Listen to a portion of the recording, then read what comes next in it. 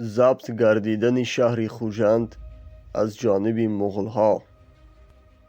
شهر خوجند و مثال دیگر شهرهای ماوراءالنهر بی سرباز نبود.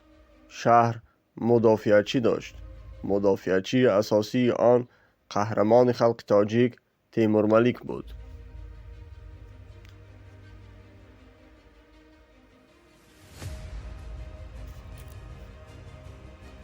در اول چنگیزخان برای ضبط شهر خوجند باستانی ما 5000 سرباز فرستاده بود، اما مدافعچیان آنها را عقیب راندند، شکست دادند.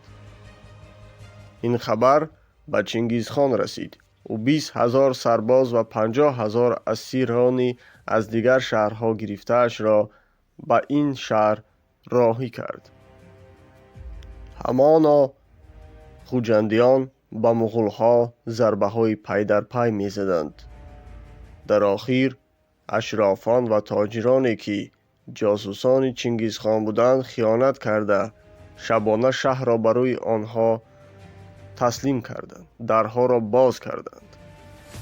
دشمنان وارد شهر شدند. جنگ‌های کوچکی آغاز گردید. مدافعچیان به جزیره در بین دریای سیر بوده رفتند. آنجا جزیره بود 1 کیلومتر از شهر پایان‌تر. تیر دشمن به آنها نمی رسید. دشمنان چنین اندیشیدند نظامیان اسیر را مجبور کنند تا از کوه سنگ آورده برای رفتن به جزیره سدی بسازند. یکی از جاسوسانی که به خوجندیان خیانت کرد این احمد خوجندی بود. او جاسوسی چنگیزخان بود. مالهایش را چنگیزخان با ارزش گران می خرید.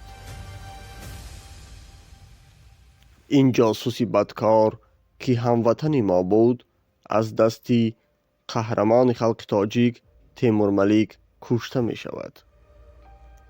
با تبرزین بر سرش زده او را پاره پاره می کند و حتی نمی گذارد به دریا پرتایند. بعد از استیلای شهر خوجند چنگیزیان پیر و جوان، خرد و کلان را می کشتند. در نهایت شهر را به آتش کشیدند. چون بناکت